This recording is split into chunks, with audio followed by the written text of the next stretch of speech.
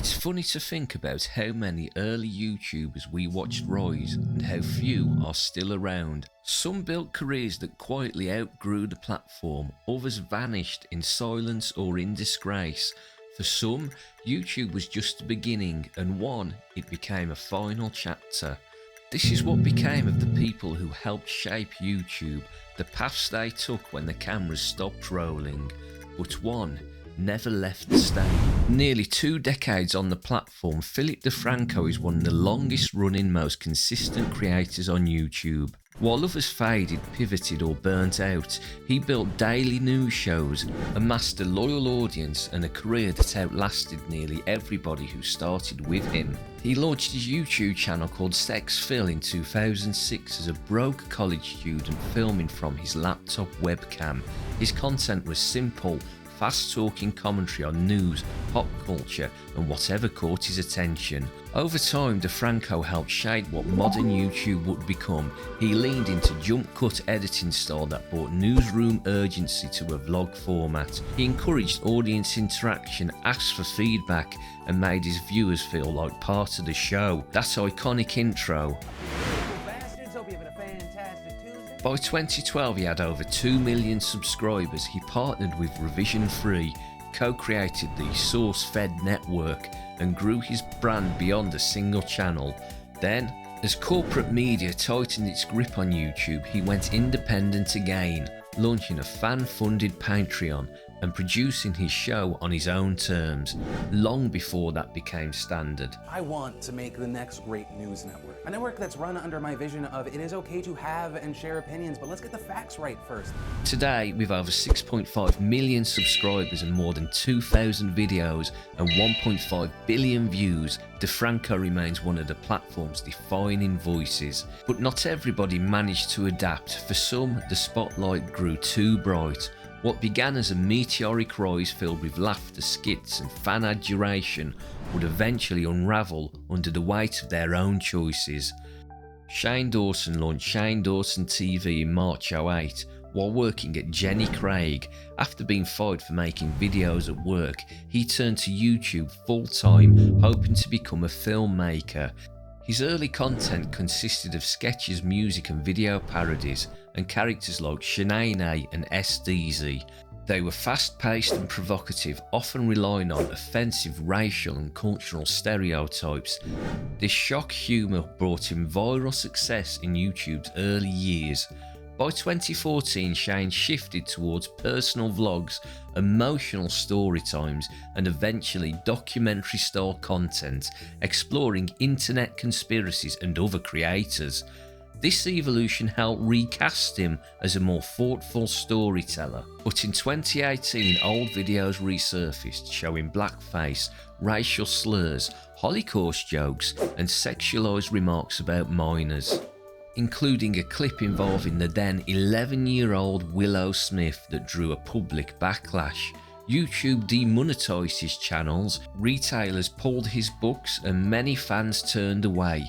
His 2020 apology video, Taking Accountability, was seen by many as inadequate.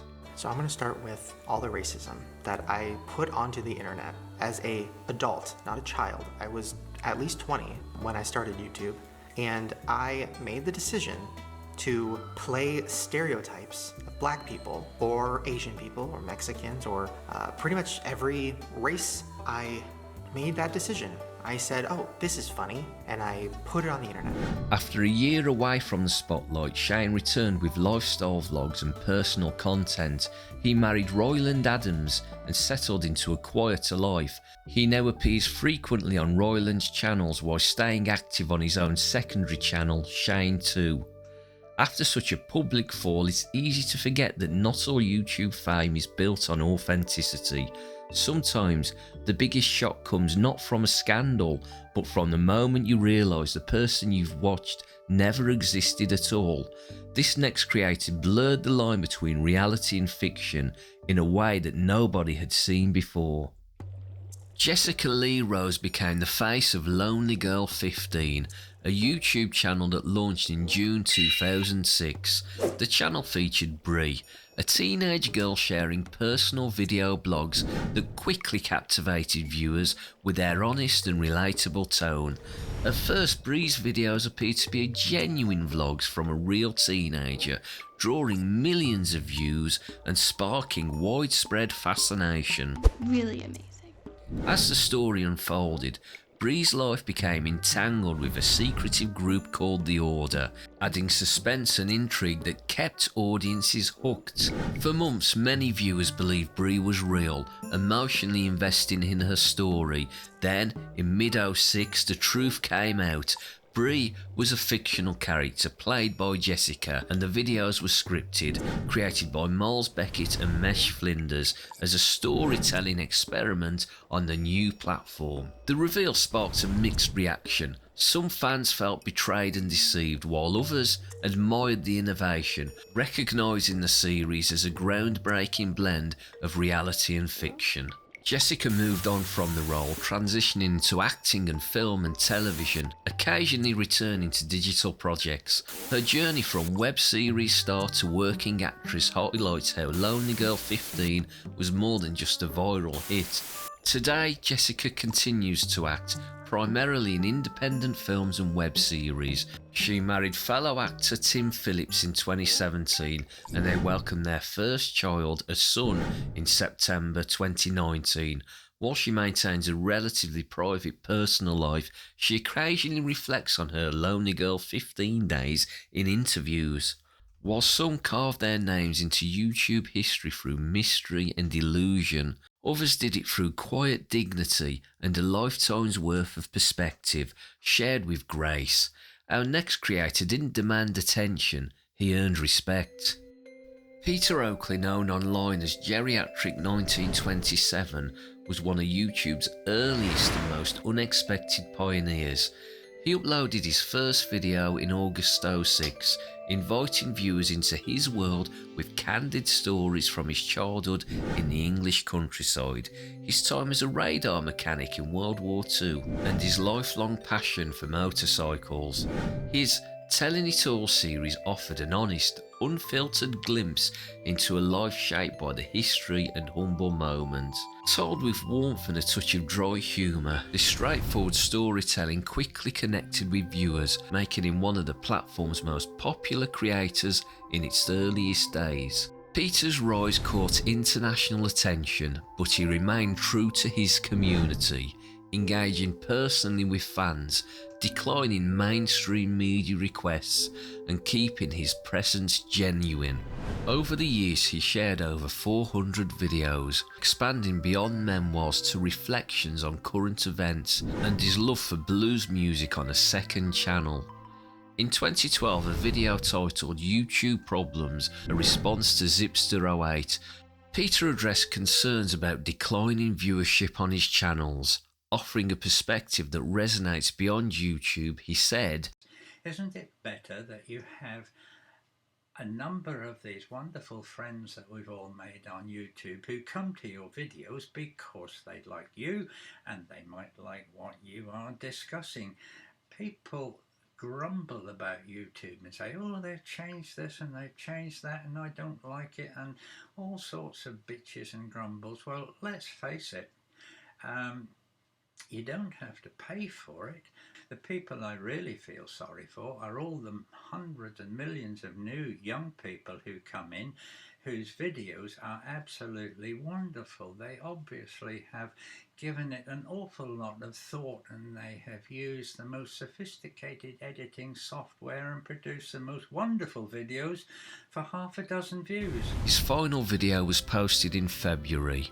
He passed away shortly after on March 23rd. I've always been drawn to what some call living history, real accounts from people who lived through different times. Peter shared his story openly, and whilst he's no longer with us, in many ways it lives on. But for every quiet storyteller, there were others who saw YouTube as something else entirely, a stage, a business, a brand. From goofy beginnings to corporate takeovers and back again, these creators helped shape the platform not just with their content, but with their decisions. Smosh is one of YouTube's earliest comedy powerhouses, launched in 2005. What started as two Californian kids, Ian Heacox and Anthony Padilla, posting goofy lip syncs and low budget sketches, quickly grew into a massive channel known for slapstick, parody and absurd humour. By 2006, Smosh was the most subscribed channel on YouTube, holding that spot for years. But Smosh wasn't just about the laughs. There were pioneers in proving you could build a career and a business from YouTube. In 2011, they partnered with Defy Media, stepping up production with a bigger team, branded spin-offs and merch. That move took Smosh from scrappy DIY creators to more polished content producers, and fans noticed. Some loved it and others missed the personal touch. Everything shifted in 2017 when Anthony Padilla left the channel, citing creative limits and losing control. It was a wake-up call. Smosh had grown into a corporate machine and the cost was personal.